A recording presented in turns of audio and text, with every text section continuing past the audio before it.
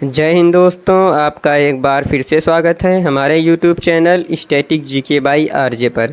जैसा कि हमने पॉलिटी सीरीज़ चालू किया था, उसका आज ये एपिसोड नंबर 13 होने वाला है और आज हम जानने वाले हैं राष्ट्रपति के वीटो पावर के बारे में और अनुच्छेद 123 के अंतर्गत अध्यादेश के बारे में, और उसके अतिरिक्त हम लोग जानने वाले हैं सर्वोच्च न्यायालय के बारे में बिल्कुल डिटेल में। यदि आप यह पूरा वीडियो देख लेते हो तो आपको किसी अन्य सोर्स पर डिपेंडेंट होने की कोई आवश्यकता नहीं है, क्योंकि यह कंटेंट आपके लिए काफ़ी ज़्यादा यूज़फुल और सफिशिएंट रहने वाला है।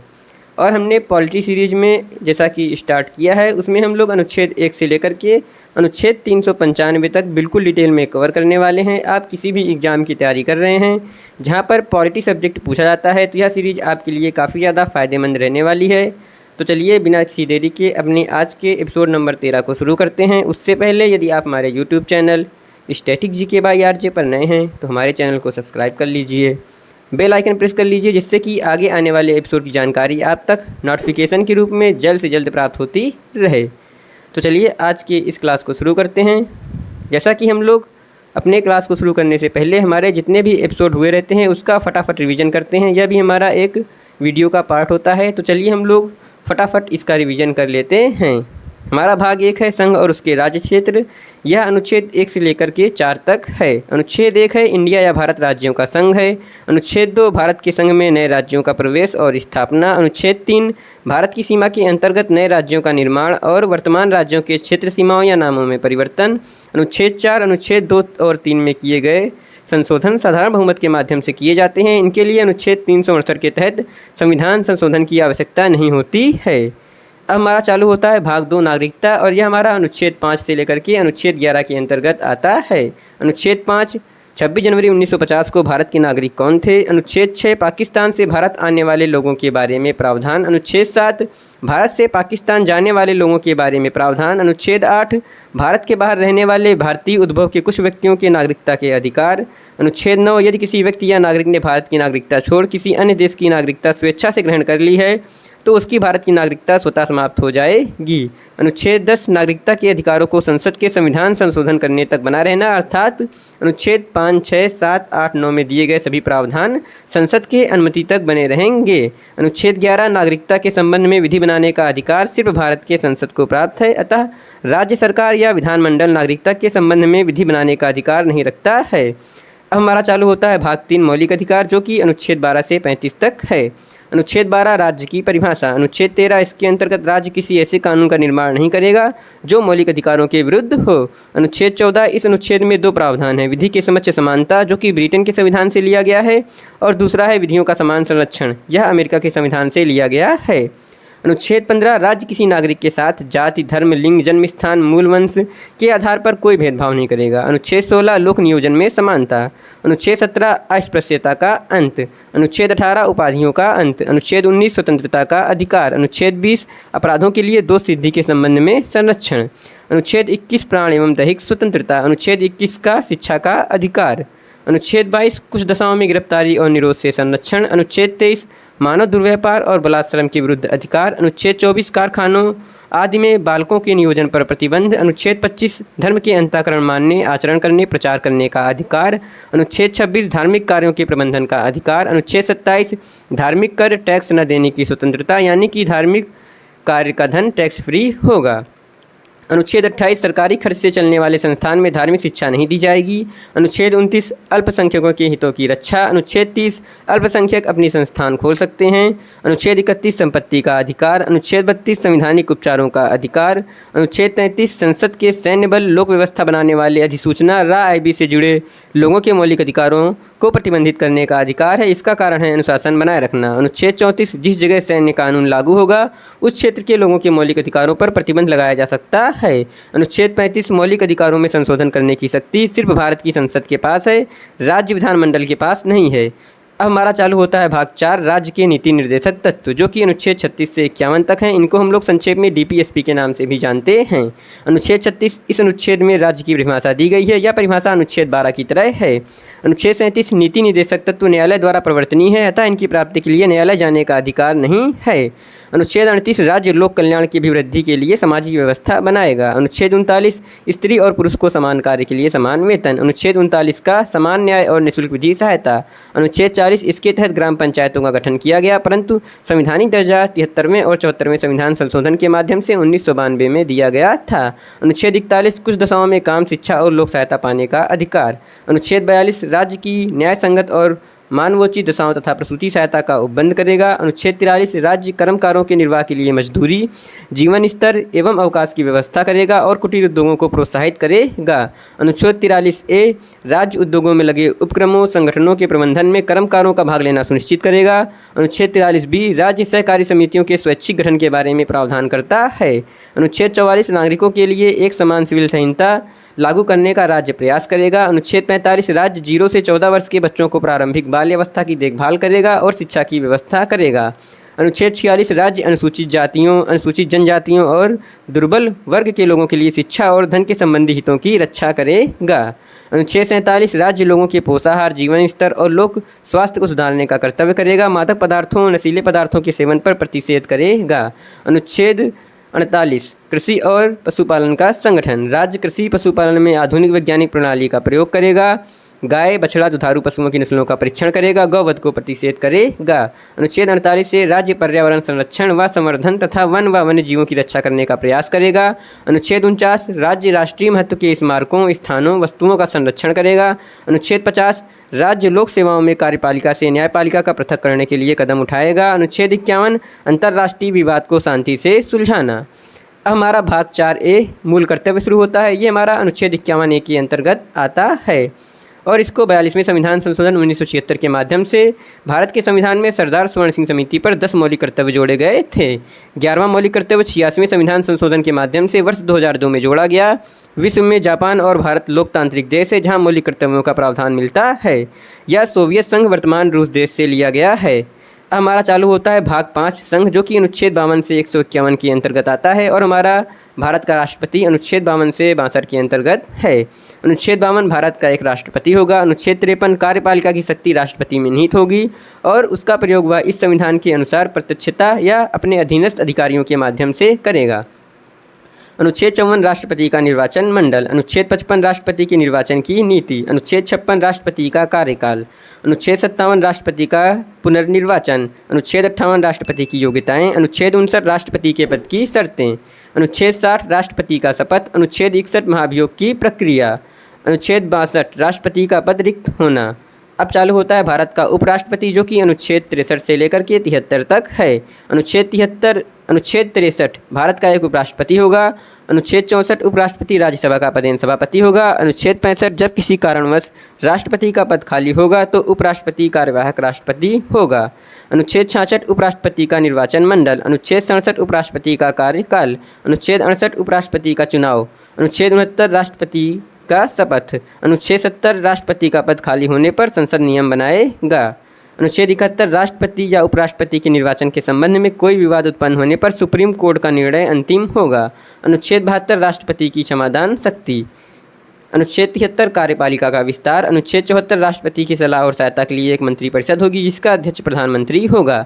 अनुच्छेद 75 राष्ट्रपति प्रधानमंत्री की नियुक्ति करता है और प्रधानमंत्री के सुझाव पर मंत्रिपरिषद की नियुक्ति करता है। अनुच्छेद 75(3) प्रधानमंत्री का कार्यकाल। अनुच्छेद 77 मंत्रियों के मध्य विभागों का बंटवारा प्रधानमंत्री करते हैं, लेकिन विभागों के बंटवारों के संबंध में नियम बनाने की शक्ति राष्ट्रपति में निहित है। अनुच्छेद 88 अधिकार। अगर कोई मंत्री राज्यसभा का सदस्य है तो लोकसभा की बैठक में भाग ले सकता है, भाषण दे सकता है, समिति का सदस्य हो सकता है, परंतु वोट नहीं दे सकता है। अनुच्छेद 78 प्रधानमंत्री का कर्तव्य। दोस्तों, यदि आप इनको बिल्कुल डिटेल में देखना चाहते हैं तो आपको हमारे पिछले जितने भी एपिसोड हुए हैं उनको देखना पड़ेगा। उसमें मैंने जितने भी अनुच्छेद कराए हैं बिल्कुल डिटेल में आप उसको जाकर के देख सकते हैं, जिसका लिंक मैंने डिस्क्रिप्शन में ऑलरेडी दे दिया है। तो वहाँ से जाकर के आप इन सारे अनुच्छेद को अच्छे से समझ लीजिएगा। अनुच्छेद 79 संसद का निर्माण। संसद के 3 अंगों से होता है, राष्ट्रपति, लोकसभा और राज्यसभा। अनुच्छेद 80 राज्यसभा की सीटों की संख्या 250 है, जिसमें 238 राज्यों से और 12 राष्ट्रपति द्वारा मनोनीत किए जाते हैं। वर्तमान में राज्यसभा की सीटों की संख्या 245 है, जिसमें 233 राज्यों से और 12 राष्ट्रपति द्वारा मनोनीत किए गए हैं, जो कि विज्ञान, कला, साहित्य, समाज सेवा आदि क्षेत्रों में अनुभव रखते हैं। अनुच्छेद 81 लोकसभा की अधिकतम सीटों की संख्या 550 है, जिसमें 530 राज्यों से और 20 केंद्र शासित प्रदेशों से है। वर्तमान में लोकसभा में 543 सीटें हैं, 530 राज्यों से और 13 केंद्र शासित प्रदेश से। अनुच्छेद 83 लोकसभा के सदस्यों का कार्यकाल। अनुच्छेद 84 लोकसभा के निर्वाचन की योग्यताएं। अनुच्छेद 85 भारतीय संविधान का एक प्रावधान है जो संसद के सत्र, सत्रावसान और विघटन से संबंधित है। अनुच्छेद 86 राष्ट्रपति संसद के किसी भी सदन या संयुक्त रूप से समवेत दोनों सदनों को संबोधित कर सकते हैं। अनुच्छेद 87 राष्ट्रपति लोकसभा के लिए प्रत्येक साधारण चुनाव के बाद पहले सत्र के आरंभ में और प्रत्येक वर्ष के पहले सत्र के आरंभ में संसद के दोनों सदनों को संबोधित करेगा और संसद को अपने आह्वान के कारणों की जानकारी देगा। अनुच्छेद 88 संसद के संबंध में मंत्रियों और महान्यायवादी के अधिकारों से संबंधित है। अनुच्छेद 89 राज्यसभा के सभापति और उपसभापति से संबंधित है। यह बताता है कि भारत का उपराष्ट्रपति राज्यसभा का पदेन सभापति होगा और राज्यसभा को अपना उपसभापति चुनने का अधिकार है। अनुच्छेद 90 राज्यसभा के उपसभापति के पद के संबंध में है। यह उपसभापति के पद से अवकाश, त्यागपत्र और पद से हटाए जाने से संबंधित है। अनुच्छेद 91 जब राज्यसभा का सभापति का पद रिक्त है या उपराष्ट्रपति राष्ट्रपति के रूप में कार्य कर रहा है तो उपसभापति या राष्ट्रपति द्वारा नियुक्त किसी अन्य सदस्य को सभापति के रूप में कार्य करना होगा। अनुच्छेद 92 जब राज्यसभा में सभापति या उपसभापति को हटाने का कोई संकल्प विचाराधीन है तब सभापति या उपसभापति उस अवधि के लिए अध्यक्षता नहीं करेंगे। अनुच्छेद 93 लोकसभा का अध्यक्ष एवं उपाध्यक्ष। अनुच्छेद 94 लोकसभा के अध्यक्ष का कार्यकाल। अनुच्छेद 99 लोकसभा के सदस्यों का शपथ। अनुच्छेद 108 संयुक्त बैठक जो कि ऑस्ट्रेलिया देश से लिया गया है। अनुच्छेद 109 धन विधेयकों का विशेष प्रावधान। अनुच्छेद 110 धन विधेयकों की परिभाषा। अनुच्छेद 112 वार्षिक वित्तीय विवरण जिसे हम लोग बजट के नाम से जानते हैं। अनुच्छेद 102 संसदों के अयोग्यता के आधार। अनुच्छेद 76 महान्यायवादी जिसको इंग्लिश में अटॉर्नी जनरल के नाम से जाना जाता है और यह पद ब्रिटेन के संविधान से लिया गया है। तो दोस्तों ये हमारे जितने भी अभी तक एपिसोड हुए हैं उनका फटाफट रिवीजन था जो कि मैंने आपको करवा दिया है। यदि आप इसको डिटेल में देखना चाहते हैं जैसे कि मैंने पहले बताया इन सब की प्लेलिस्ट मैंने बना दिया है जिसका लिंक मैंने डिस्क्रिप्शन में दे दिया है। आप वहां से क्लिक करके इसको बिल्कुल डिटेल में समझ सकते हैं और यदि आप इसकी पीडीएफ चाहते हैं तो आप हमारे Telegram channel static GK by RJ से जुड़ सकते हैं जिसका लिंक मैंने डिस्क्रिप्शन में दे दिया है। वहां से जाकर के आपको पीडीएफ बिल्कुल फ्री में प्राप्त हो जाएगी। तो चलिए आज की क्लास को शुरू करते हैं और आज का हमारा एपिसोड नंबर 13 होने वाला है। जैसे कि हम लोग पढ़ रहे थे भाग 5 संघ जो कि हमारा अनुच्छेद 52 से 151 के अंतर्गत रहने वाला है और हमारा आज का अनुच्छेद है अनुच्छेद 120 संसद में भाषा। अनुच्छेद 120 हमारा संसद में भाषा के बारे में बताता है। तो आइए समझ लेते हैं डिटेल में। संसद में कार्यवाही हिंदी या अंग्रेजी में की जाएगी। मातृभाषा में बोलने की अनुमति। यदि कोई सदस्य हिंदी या अंग्रेजी में पर्याप्त रूप से अपनी बात नहीं कह पाता है तो पीठासीन अधिकारी उसे अपनी मातृभाषा में बोलने की अनुमति दे सकता है जो कि हमारा अनुच्छेद 120 के अंतर्गत आता है। आइए अब हम लोग समझ लेते हैं अनुच्छेद 111। इस अनुच्छेद के तहत राष्ट्रपति के बिना अनुमति के कोई कानून नहीं बन सकता है। इस अनुच्छेद के तहत राष्ट्रपति विशेषाधिकार शक्ति जिसे कि हम लोग इंग्लिश में वीटो पावर के नाम से जानते हैं उसका प्रयोग करते हैं। तो आइए वीटो पावर को अच्छे से समझ लेते हैं जो कि हमारा अनुच्छेद 111 के अंतर्गत आता है। और हमारा भारत के संविधान में 3 प्रकार की वीटो शक्ति होती है। पहली है आत्यांतिक वीटो जिसे हम लोग अंग्रेजी में एब्सोल्यूट वीटो के नाम से जानते हैं। दूसरा है निलंबनकारी वीटो जिसको हम लोग अंग्रेजी में सस्पेंसिव वीटो बोलते हैं। और तीसरा है हमारा जेवी वीटो यानी कि पॉकेट वीटो। तो आइए इन तीनों वीटो शक्ति को बिल्कुल डिटेल में समझ लेते हैं। और हमारा पहला है अत्यांतिक वीटो। राष्ट्रपति विधायिका की किसी विधेयक पर मना कर दे उसे अत्यांतिक वीटो कहते हैं। जैसे कि 1954 में राष्ट्रपति राजेंद्र प्रसाद ने पेप्सू विधेयक पर प्रयोग किया था। दूसरा है निलंबनकारी वीटो। राष्ट्रपति किसी विधेयक को पुनर्विचार के लिए वापस कर दें उसे निलंबनकारी वीटो कहा जाता है। जैसे 2006 में राष्ट्रपति एपीजे अब्दुल कलाम ने लाभ के पद से संबंधी विधेयक पर प्रयोग किया था। तीसरा और आखिरी है जेवी वीटो जिसे कि इंग्लिश में पॉकेट वीटो के नाम से भी जाना जाता है। राष्ट्रपति विधेयक पर ना ही हाँ करें और ना ही ना करें उसे जेवी वीटो यानी कि पॉकेट वीटो कहा जाता है।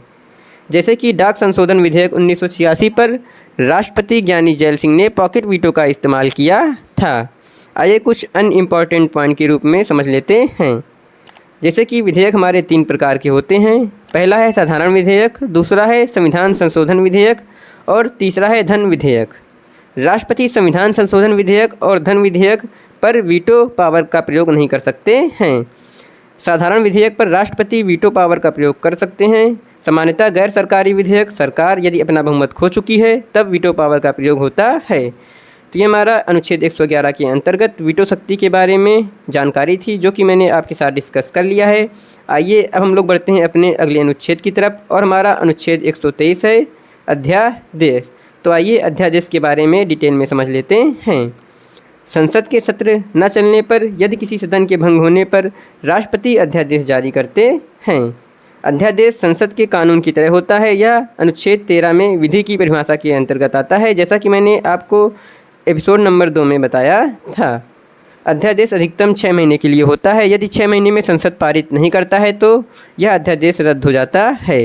अतः अध्यादेश की अधिकतम अवधि 6 महीने की होती है। यदि अध्यादेश जारी होने के बाद संसद के दोनों सदनों के सत्र चले जाते हैं तो सत्र बैठक के 6 सप्ताह यानी कि 42 दिन के अंदर अध्यादेश पारित करना होगा। तो यह हमारा अनुच्छेद 123 के अंतर्गत अध्यादेश था। तो यहाँ से हमारा अनुच्छेद 124 सर्वोच्च न्यायालय चालू होता है। यदि दोस्तों आपको हमारा पढ़ाने का तरीका, वीडियो की क्वालिटी अच्छी लगी है तो हमारे वीडियो को लाइक कर दीजिए, चैनल को सब्सक्राइब कर लीजिए, बेल आइकन प्रेस कर लीजिए। और यदि आप इसका PDF चाहते हैं तो आप हमारे टेलीग्राम चैनल से जुड़ सकते हैं, जिसका लिंक मैंने डिस्क्रिप्शन में दे दिया है। आप वहां से जाकर के हमारे सारे एपिसोड की PDF बिल्कुल फ्री में डाउनलोड कर सकते हैं। तो सर्वोच्च न्यायालय को समझने से पहले हम सर्वोच्च न्यायालय के कुछ इंपॉर्टेंट पॉइंट्स के रूप में समझ लेते हैं कि आखिर भारत में सर्वोच्च न्यायालय की स्थापना किस तरीके से हुई है। उससे पहले मैं आपको बता दूं कि सर्वोच्च न्यायालय को इंग्लिश में सुप्रीम कोर्ट और हिंदी में अन्य नाम जैसे कि उच्चतम न्यायालय के नाम से भी जाना जाता है। यानी कि यदि मैं इस वीडियो में सर्वोच्च न्यायालय, सुप्रीम कोर्ट या फिर उच्चतम न्यायालय बोलता हूँ तो इसका मतलब एक ही होगा। भारत में एकीकृत न्यायपालिका है, जैसे कि मैंने बताया कि भारत में एकीकृत न्यायपालिका है, जबकि अमेरिका में केंद्र और राज्य की अलग अलग न्यायपालिका है। भारत में केंद्र और राज्य की न्यायपालिका आपस में जुड़ी हुई है। सुप्रीम कोर्ट न्याय की सर्वोच्च संस्था है। हाई कोर्ट न्यायिक रूप से सुप्रीम कोर्ट का अधीनस्थ है। दोस्तों बात करें हाई कोर्ट की तो हाई कोर्ट हमारा राज्य का सबसे उच्चतम न्यायालय होता है, और हाई कोर्ट को हम लोग हिंदी में उच्च न्यायालय के नाम से भी जानते हैं, जिसको हम लोग आगे भाग में समझने वाले हैं। यहाँ पर हम लोग सर्वोच्च न्यायालय के बारे में समझ लेते हैं। 1935 के अधिनियम में भारत में एकीकृत न्यायिक व्यवस्था शुरू की गई थी। भारत में पहला सुप्रीम कोर्ट की स्थापना 1773 के रेगुलेटिंग एक्ट से कलकत्ता में की गई थी। यानी कि भारत में पहले सुप्रीम कोर्ट की स्थापना हमारा रेगुलेटिंग एक्ट 1973 के अंतर्गत कलकत्ता में की गई थी। यानी कि वर्तमान में पश्चिम बंगाल राज्य में कलकत्ता है, उसमें वहाँ पर किया गया था। फिर 1800 में मद्रास में और 1823 में बॉम्बे में हमारे सर्वोच्च न्यायालय की स्थापना की गई थी। यानी कि भारत में सुप्रीम कोर्ट टोटल 3 थे तब, कलकत्ता, मद्रास और बॉम्बे। प्रथम सुप्रीम कोर्ट के मुख्य न्यायाधीश लॉर्ड एलिजा इम्फे थे। इसके अलावा 3 अतिरिक्त न्यायाधीश भी थे। 1861 में हाई कोर्ट एक्ट आया, जिसके माध्यम से 1862 में कलकत्ता, मद्रास और बॉम्बे में हाई कोर्ट की स्थापना की गई। भारत शासन अधिनियम 1935 के माध्यम से 1 अक्टूबर 1937 को दिल्ली में संघीय न्यायालय की स्थापना की गई थी। संघीय न्यायालय के प्रथम मुख्य न्यायाधीश मोरिस ग्वेयर थे। जितने भी हमारे प्रथम न्यायाधीश हैं इनको आप दोस्तों याद कर लीजिए। ये काफ़ी ज़्यादा पॉइंट इंपॉर्टेंट होने वाला है और एग्ज़ाम में काफ़ी ज़्यादा बार रिपीट हो चुका है। वैसे तो जितने भी मैं पॉइंट करा रहा हूँ कहीं ना कहीं एग्ज़ाम में पूछे गए हैं, इसलिए सारे पॉइंट्स आपके लिए काफ़ी ज़्यादा इंपॉर्टेंट हैं। वर्तमान सुप्रीम कोर्ट की स्थापना 28 जनवरी 1950 में किया गया, जो कि दिल्ली में स्थित है। इसके प्रथम मुख्य न्यायाधीश न्यायमूर्ति हीरालाल जे कानिया थे। यानी कि हमारे आज़ादी के बाद भारत के पहले मुख्य न्यायाधीश न्यायमूर्ति हीरालाल जे कानिया थे, और हमारे सुप्रीम कोर्ट की स्थापना 28 जनवरी 1950 को किया गया था, जो कि दिल्ली में स्थित है। आइए अब हम लोग समझ लेते हैं अनुच्छेद 124 को। इसमें भारत में एक सर्वोच्च न्यायालय की स्थापना की बात की गई है। अनुच्छेद 124 एक है, सुप्रीम कोर्ट में 7 जज और 1 मुख्य न्यायाधीश होंगे। ये हमारा अनुच्छेद 124 के अंतर्गत कहा गया है। वर्तमान में जजों की संख्या के बारे में बात किया जाए तो 1 हमारे मुख्य न्यायाधीश हैं और उसके अतिरिक्त 33 जज और हैं। यानी कि टोटल सुप्रीम कोर्ट में 34 जज हैं। आइए समझ लेते हैं सर्वोच्च न्यायालय यानी कि उच्चतम न्यायालय में न्यायाधीश की योग्यता के बारे में। यानी कि हमें सर्वोच्च न्यायालय में न्यायाधीश बनने के लिए कौन कौन सी योग्यता होनी चाहिए। पहली बात तो वह भारत का नागरिक हो, 5 वर्ष तक हाई कोर्ट में जज रहा हो, या 10 वर्षों तक सुप्रीम कोर्ट में वकील रहा हो, या राष्ट्रपति की नज़र में जाना माना विधिवेत्ता हो। ये हमारे सर्वोच्च न्यायालय के न्यायाधीशों की योग्यता है। आइए अब हम लोग एक एक करके समझ लेते हैं सर्वोच्च न्यायालय के न्यायाधीशों की नियुक्ति के बारे में और सर्वोच्च न्यायालय के मुख्य न्यायाधीश की शपथ के बारे में। पहले समझ लेते हैं सर्वोच्च न्यायालय के न्यायाधीशों की नियुक्ति के बारे में। राष्ट्रपति मुख्य न्यायाधीश और अन्य न्यायाधीशों के सलाह लेकर सुप्रीम कोर्ट के न्यायाधीशों की नियुक्ति करता है। अब समझ लेते हैं सर्वोच्च न्यायालय के मुख्य न्यायाधीश की शपथ। सुप्रीम कोर्ट के न्यायाधीशों के शपथ दिलाने का कार्य भारत के राष्ट्रपति करते हैं। जज संविधान के प्रति सच्ची श्रद्धा और निष्ठा रखने की शपथ लेते हैं। जज को ही दोस्तों न्यायाधीश के नाम से भी जानते हैं। सर्वोच्च न्यायालय के मुख्य न्यायाधीश का कार्यकाल। सुप्रीम कोर्ट के न्यायाधीशों का कार्यकाल निश्चित नहीं होता है। वर्षों में ये 65 वर्ष की आयु तक पद ग्रहण करते हैं। त्यागपत्र राष्ट्रपति को देते हैं। इन्हें बीच में पद से हटाया जा सकता है। मृत्यु होने पर पद खाली हो जाता है। अनुच्छेद 125 सर्वोच्च न्यायालय के न्यायाधीशों का वेतन। जजों का वेतन भारत के संचित निधि से दिया जाता है। ये हमारा अनुच्छेद 125 था, जिसमें सर्वोच्च न्यायालय के जज के वेतन के बारे में बात किया गया था। हमारा अनुच्छेद 126 है सर्वोच्च न्यायालय के कार्यकारी मुख्य न्यायाधीश की नियुक्ति। आइए इसको डिटेल में समझ लेते हैं। यदि मुख्य न्यायाधीश अनुपस्थित, छुट्टी पर या पद रिक्त है तो राष्ट्रपति कार्यकारी न्यायाधीश की नियुक्ति करेगा। अनुच्छेद 127 सर्वोच्च न्यायालय के तदर्थ न्यायाधीशों की नियुक्ति। सुप्रीम कोर्ट में न्यायाधीशों का कोरम पूरा न होने पर अतः बेंच में जजों की संख्या पूरी न होने पर सुप्रीम कोर्ट का मुख्य न्यायाधीश राष्ट्रपति की पूर्व अनुमति से तदर्थ न्यायाधीशों की नियुक्ति करता है। ये हमारा अनुच्छेद 127 के अंतर्गत आता है। अब हमारा अनुच्छेद 128 है सर्वोच्च न्यायालय में सेवानिवृत्त न्यायाधीशों की नियुक्ति। सेवानिवृत्त मतलब रिटायरमेंट। सुप्रीम कोर्ट के मुख्य न्यायाधीश सेवानिवृत्त न्यायाधीश को नियुक्त कर सकते हैं राष्ट्रपति के सहमति से।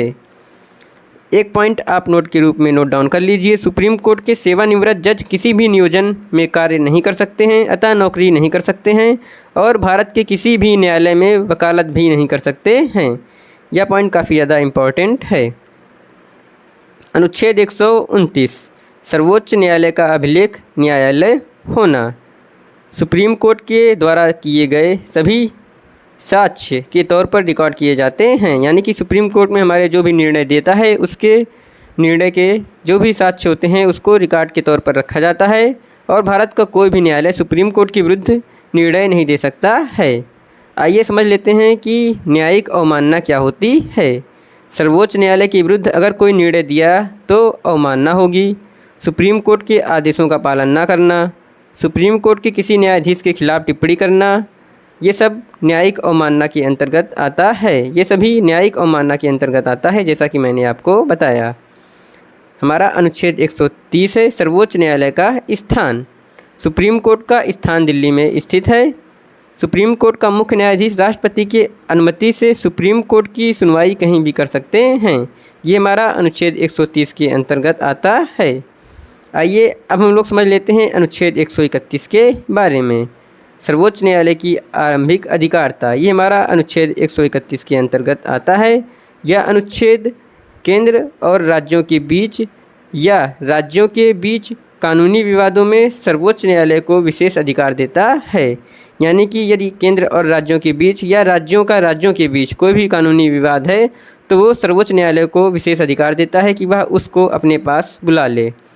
जैसे कि केंद्र राज्य विवाद में हमारा यह अनुच्छेद केंद्र सरकार और एक या एक से अधिक राज्यों के बीच या विभिन्न राज्यों के बीच विवादों को सुलझाने का अधिकार सर्वोच्च न्यायालय को देता है। इस अनुच्छेद का उद्देश्य यह सुनिश्चित करना है कि केंद्र, राज्य और अंतर्राज्यीय कानूनी विवादों को देश के सर्वोच्च न्यायालय द्वारा निपटाया जाए, जिससे संघीय ढांचे को बनाया रखा जा सके। ये हमारा अनुच्छेद 131 के अंतर्गत आता है। अब हमारा है अनुच्छेद 132। यह उच्च न्यायालयों यानी कि हाई कोर्ट से कुछ मामलों में सर्वोच्च न्यायालय में अपीली क्षेत्राधिकार से संबंधित है। यह अनुच्छेद यह प्रावधान करता है कि यदि किसी उच्च न्यायालय का निर्णय, डिक्री या अंतिम आदेश संविधान के निर्वचन के संबंध में विधि का कोई सारवान प्रश्न उठाता है तो सर्वोच्च न्यायालय में अपील की जा सकती है। अनुच्छेद 133 दीवानी मामलों में अपील। हाई कोर्ट दीवानी मामलों में प्रमाण पत्र जारी करता है। अनुच्छेद 134 फौजदारी मामलों में अपील। यदि किसी मामले में जिला न्यायालय में किसी को दोष मुक्त करार दे दिया है और हाई कोर्ट ने फांसी दे दी है तो मामला सुप्रीम कोर्ट में जाएगा और यह अनुच्छेद 134 के अंतर्गत फौजदारी मामलों के अंतर्गत आता है। हाई कोर्ट यदि सुप्रीम कोर्ट जाने का प्रमाण पत्र देता है तो अनुच्छेद 135 यह अनुच्छेद यह सुनिश्चित करता है कि सर्वोच्च न्यायालय संघीय न्यायालय के अधिकार क्षेत्र और शक्तियों को बिना किसी रुकावट के संभाले ताकि मामलों की सुनवाई और न्याय में कोई व्यवधान न आए। अनुच्छेद 136 सर्वोच्च न्यायालय में विशेष अपील। यदि किसी मामले में उच्च न्यायालय ने प्रमाण पत्र जारी नहीं किया है तो सुप्रीम कोर्ट में अपील की जा सकती है, जो कि अनुच्छेद 136 के अंतर्गत आता है। अनुच्छेद 137 सुप्रीम कोर्ट अपने द्वारा दिए गए निर्णय का पुनरावलोकन कर सकता है, जैसे कि बेरूवादी केस 1960 और केशवानंद भारती केस 1973। अनुच्छेद 138 सर्वोच्च न्यायालय के अधिकार क्षेत्र में वृद्धि। संसद सुप्रीम कोर्ट के अधिकार क्षेत्र में वृद्धि कर सकता है। अनुच्छेद 139 सुप्रीम कोर्ट को 5 प्रकार की रिट जारी करने का अधिकार होता है और यह हमारा अनुच्छेद 32 के अंतर्गत मौलिक अधिकार के अंतर्गत आता है, जिसको मैंने आपके साथ बिल्कुल डिटेल में कवर किया है। आप जा कर के उस एपिसोड को देख सकते हैं। अनुच्छेद 139 ए सर्वोच्च न्यायालय को कुछ मामलों को एक उच्च न्यायालय से दूसरे उच्च न्यायालय को या अपने पास स्थानांतरित करने की शक्ति प्रदान करता है। अनुच्छेद 140 यह अनुच्छेद सुप्रीम कोर्ट को अतिरिक्त शक्तियाँ प्रदान करती है। अनुच्छेद 141 सुप्रीम कोर्ट द्वारा बनाया गया कोई भी विधि यानी कि कानून भारत के सभी न्यायालयों पर आवर्त रूप से लागू होगा। अनुच्छेद 142 सर्वोच्च न्यायालय का पूर्ण न्याय का सिद्धांत। सुप्रीम कोर्ट पूर्ण न्याय के सिद्धांत को स्थापित करने के लिए अनुच्छेद 142 के तहत अपनी शक्तियों का इस्तेमाल करता है। अनुच्छेद 143 राष्ट्रपति को सलाह लेने की शक्ति। ये हमारा अनुच्छेद 143 के अंतर्गत आता है। राष्ट्रपति किसी भी कानूनी या तथ्य के प्रश्न पर जो सार्वजनिक महत्व का हो सर्वोच्च न्यायालय से राय मांग सकते हैं। सलाह बाध्यकारी नहीं। सर्वोच्च न्यायालय द्वारा दी गई राय राष्ट्रपति पर बाध्यकारी नहीं है और राष्ट्रपति उस राय को मानने या न मानने के लिए स्वतंत्र हैं। तो दोस्तों हमारा यह वीडियो यहीं पर समाप्त होता है। यदि आपको हमारे पढ़ाने का तरीका, वीडियो की क्वालिटी अच्छी लगी है तो आप हमारे वीडियो को लाइक कर दीजिए। यदि अभी तक आपने हमारे चैनल को सब्सक्राइब नहीं किया है तो आप हमारे YouTube channel static GK by RJ को सब्सक्राइब कर लीजिए, बेल आइकन प्रेस कर लीजिए, जिससे कि इस सीरीज के आगे आने वाले एपिसोड की जानकारी आप तक नोटिफिकेशन के रूप में जल्द से जल्द प्राप्त होती रहे। और यदि इसका पीडीएफ आप चाहते हैं तो आप हमारे Telegram channel static GK by RJ से जुड़ सकते हैं, जिसका लिंक मैं डिस्क्रिप्शन में दे दूँगा। आप वहाँ से जा कर के इसको डाउनलोड कर सकते हैं। उसके अलावा दोस्तों आप मेरे अन्य सोशल मीडिया में भी फॉलो कर सकते हैं, जैसे कि फेसबुक, एक्स यानी कि ट्विटर और इंस्टाग्राम हैंडल पर भी फॉलो कर सकते हैं, जिसका लिंक मैंने पीडीएफ में ऐड करा दिया है। आप वहां से जा कर के हमें फॉलो कर सकते हैं। तो चलिए आज के अपने एपिसोड नंबर 13 को यहीं पर समाप्त करते हैं। मिलते हैं नेक्स्ट एपिसोड में, तब तक के लिए दोस्तों थैंक यू।